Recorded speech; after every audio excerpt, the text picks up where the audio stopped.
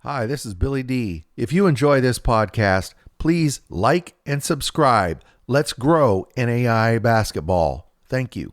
Cascade Hoops Talk, bringing the world NAI basketball one podcast at a time.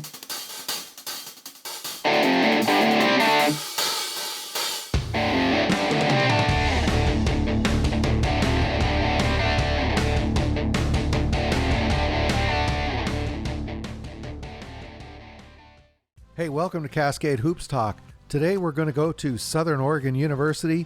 That's over in Ashland, Oregon. I drove down I-5, a several-hour drive, but it was worth it because I was able to also interview Danny Miles. I hope you saw that. That's also up on YouTube. But we met with Matt Zosel. He's a second-year coach there at Southern Oregon.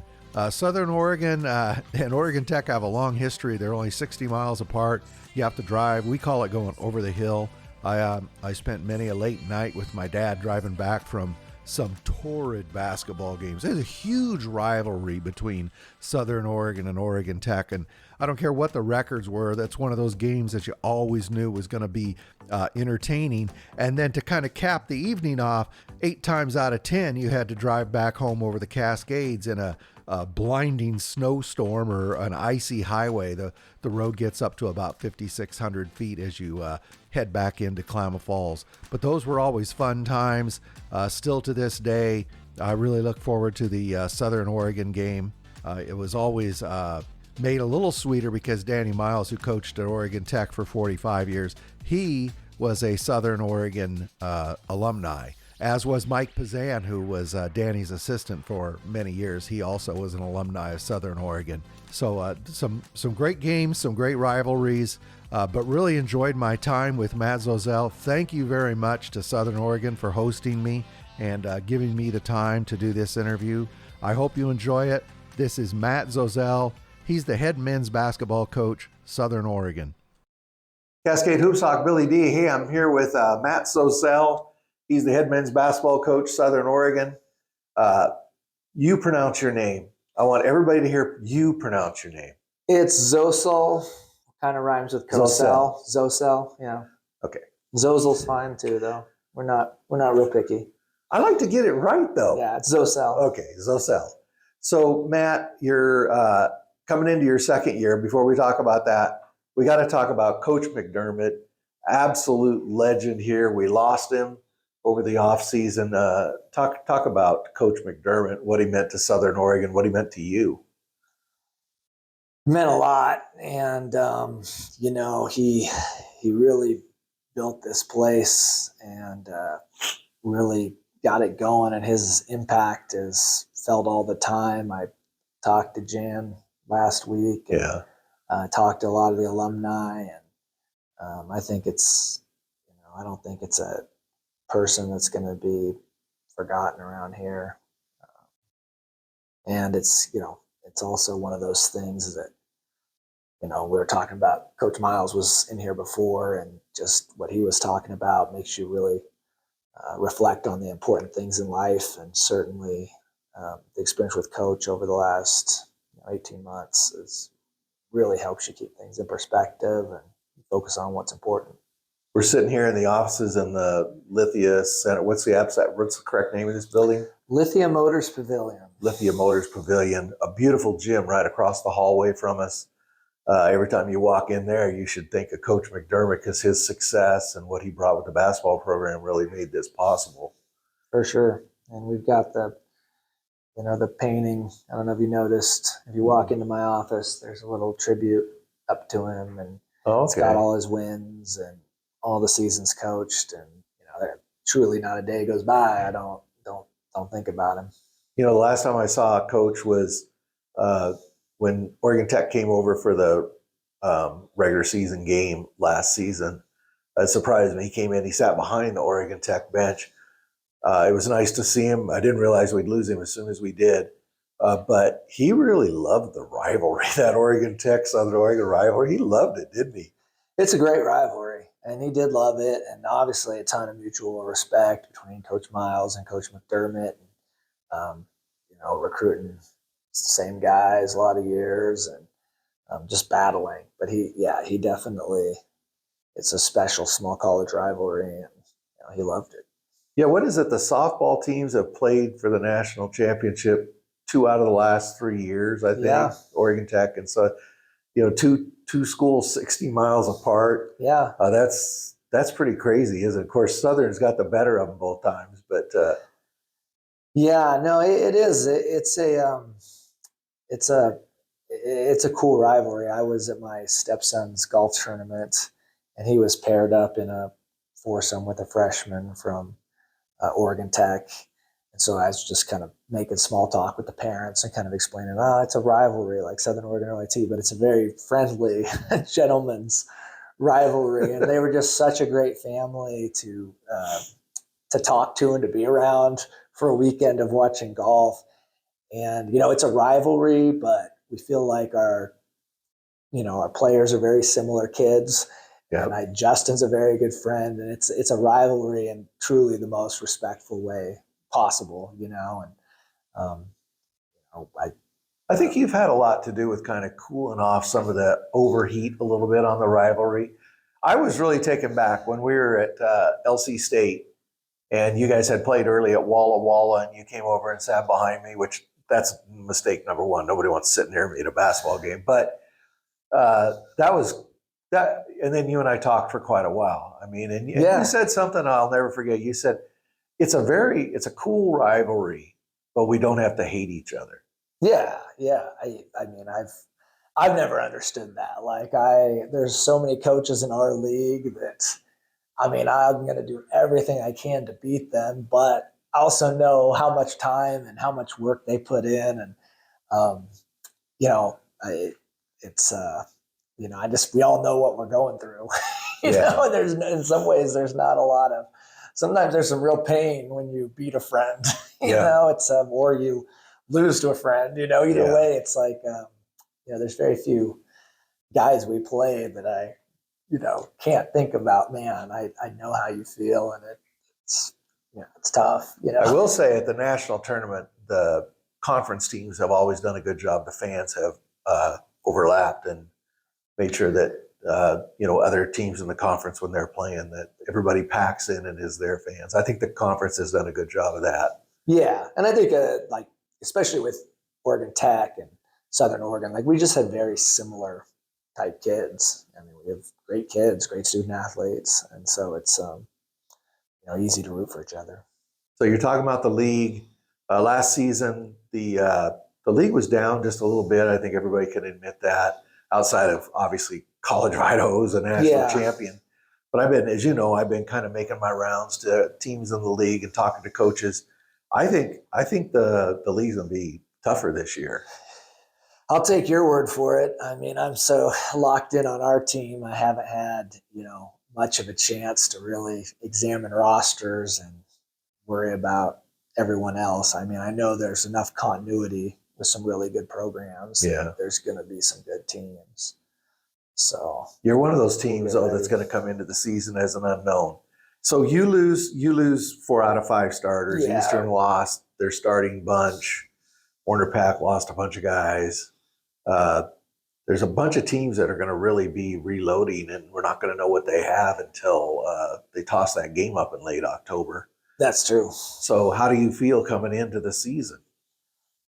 Well, you've practiced 4 times? We've practiced 4 times. I really like our group. I mean, they're really tough, really coachable. I think we've got good length and athleticism. We did lose an awful lot. We lost guys that had started and won a ton of games. And when you lose, we lost. Oh, yeah. Tez Allen. Yeah, we lost, 70% of our scoring and, 70% of our rebounding. That's tough to replace. And even if you replace it with the talent, getting people to mesh together is, you just don't really know how that's going to go until you're actually in the fire. I do like what we've brought in, and I do like the vibe we have so far. I think we've got really good guys, really good competitors. I don't. So did you do a mixture, some high school guys, some transfers? We did. We brought in a lot of new guys, partly because we lost 5. We had a couple. We had a little bit of attrition. I think we lost one other guy, and then we lost Joe Jahala to a knee injury this year. So I didn't realize that this year. Okay. Yeah. So we had a lot to replace, and we kind of did it with, half high school kids and half portal transfers. We didn't add any JUCO guys this year. I think our freshmen have been really, really good in practice so far. Who are some of the notable freshmen, and where did they come from? So we signed 4 freshmen. I think they're all really good. I think Brady Rice from Beaverton, just a really good shooter, really high IQ, came in a lot stronger than I expected. He's really body's college ready, and I think he has a chance to help us this year. We brought in Emmett Fens from Ellensburg High School, very prolific scorer up there in 4A, Washington High School basketball. Very, very good shooter. And he's probably going to play the stretch 4-3 position for us. Okay.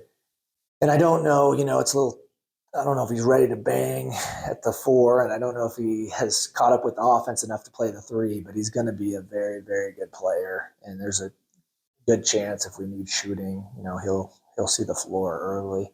Oh, wow. We took another kid, Giovanni Evanson from Kingsway Christian, 6'6" point guard. He says he's 165 pounds, but he may be 155. That's like soaking wet. Where's Kingsway Christian? Where's that? It's Vancouver. Okay. He's very high upside.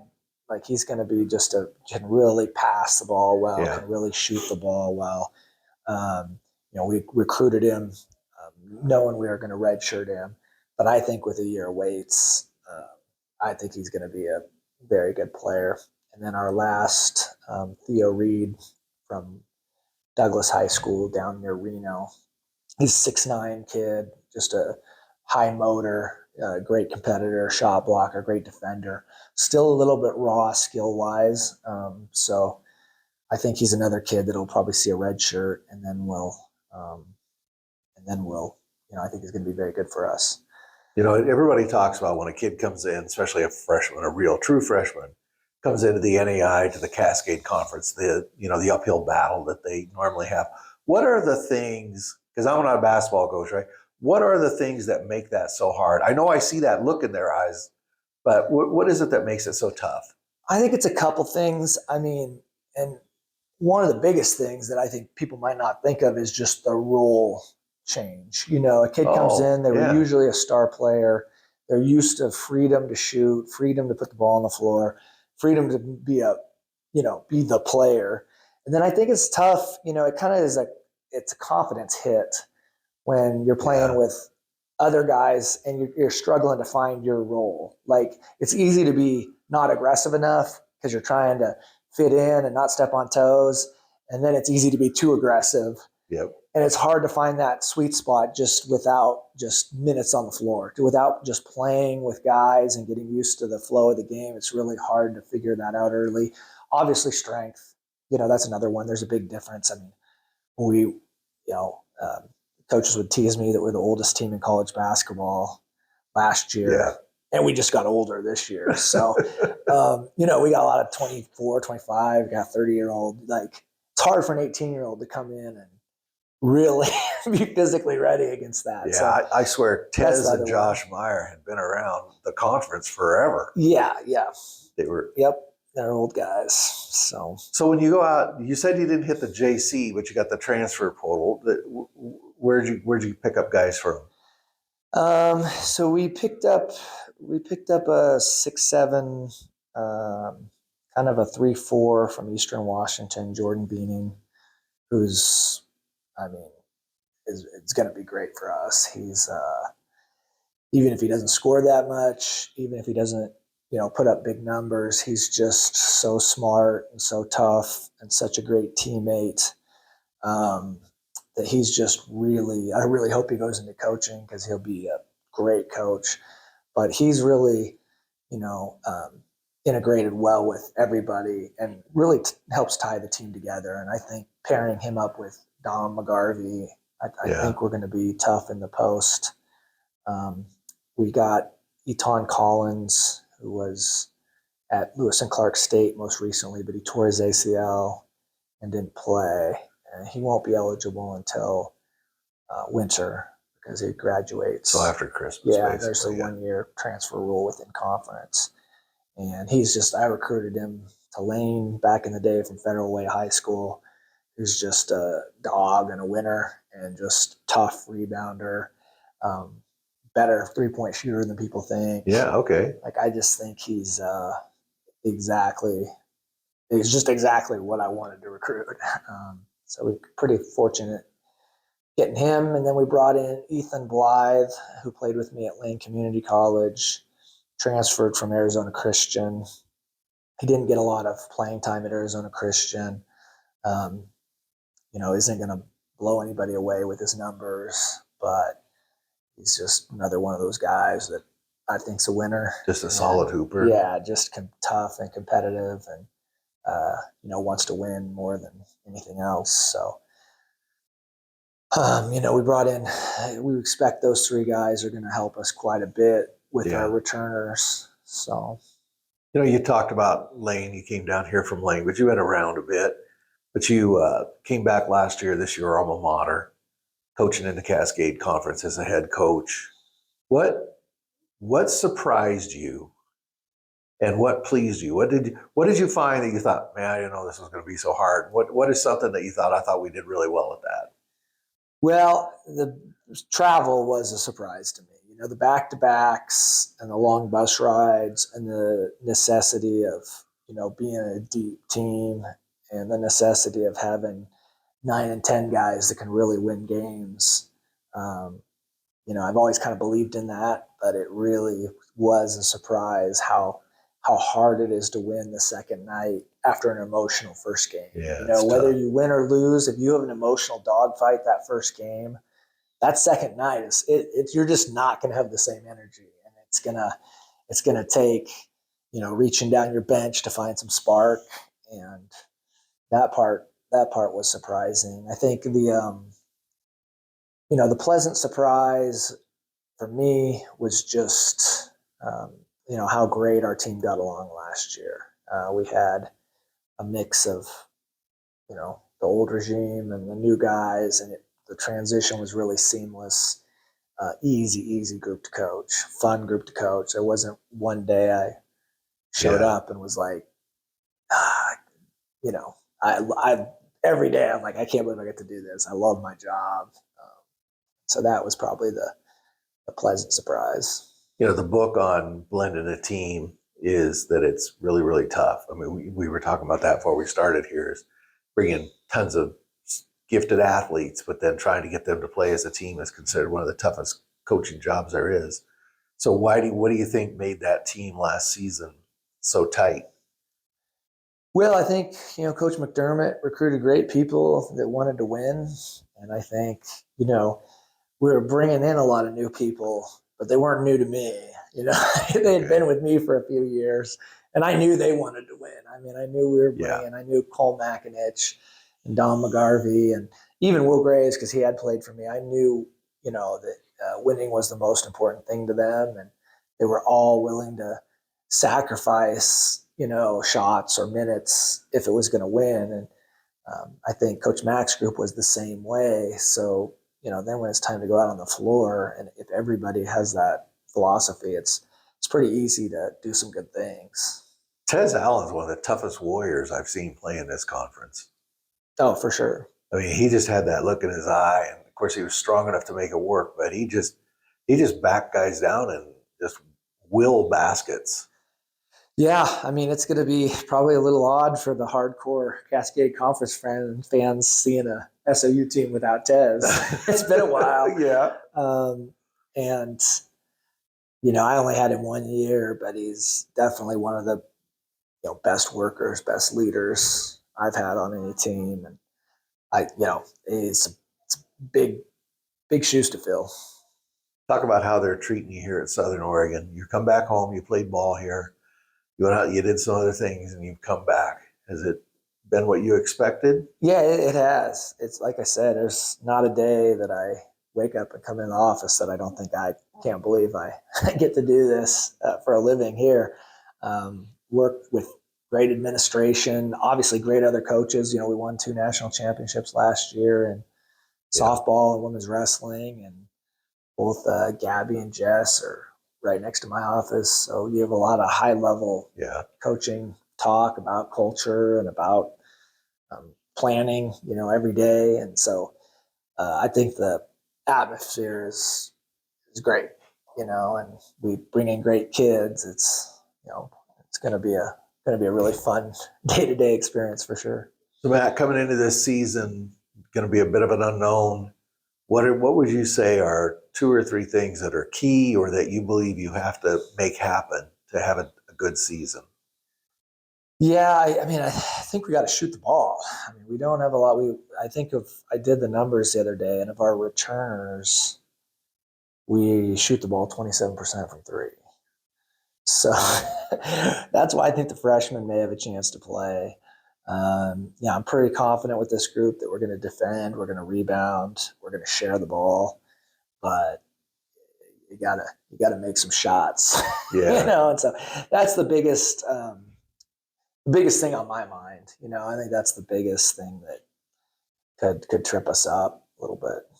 Yeah, it's going to be tough for you after having Atmar Mundu last year shooting 45-footers and canning them. We don't have Atmar and Will. Yeah, Will Gray's a great shooter as well. We took another kid from Eastern Washington, Hassan Rouse, who was kind of supposed to fill that shooting role, and he's going to end up being ineligible for the year, and so we'll get him the next year. But we kind of it's going to hurt us a little bit. Yeah. So really, last question. You've been around several levels of basketball. You come in. I ask almost everybody this. The level of NAI basketball is still kind of an unknown level, which is a little frustrating for me. But compare this level of basketball to other levels you've been around. Yeah, well, it's like it's really good basketball. Part of it is you don't have the NCAA clock on players, so there are some extremely high level guys that are going to be play 15 years overseas who maybe had trouble with their academics or had some other trouble and are coming back and playing older. So you have those really high level guys. And then you also, with the scholarship piece, you also have, the classic small college kid who's maybe 6'5", 4-man instead of 6'8", maybe a 5'11" guard instead of 6'3", but they are, with the exception of the size, they're every bit the player. And when you kind of blend that together, it's really good basketball. I also think it's a level that a lot of good coaches are drawn to. Yeah, because you're not stuck in the D3 world where you're asking kids to take out a bunch of loans to play.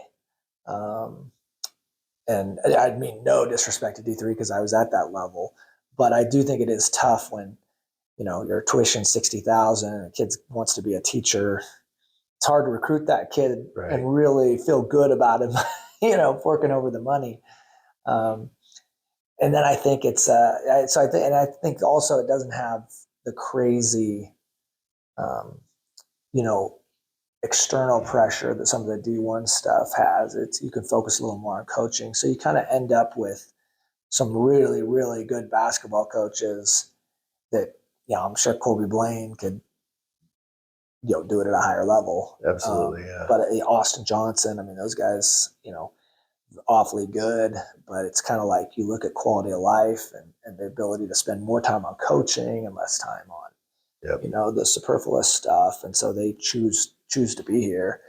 So I think between the talent pool and the coaching, it's just a really fun, really good level of basketball. Really Man, I've had coaches tell me their theory, at least, is that at this level, at the NAI level, the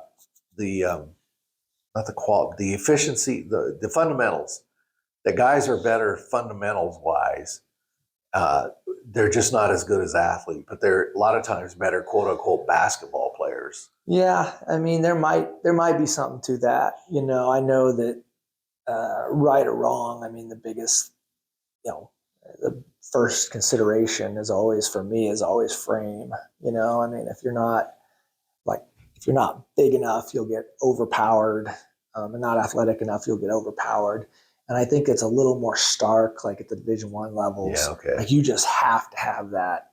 You can't take a chance on a really skilled fundamental player who's undersized because you may just get so overpowered. So I can see where people draw that conclusion for sure.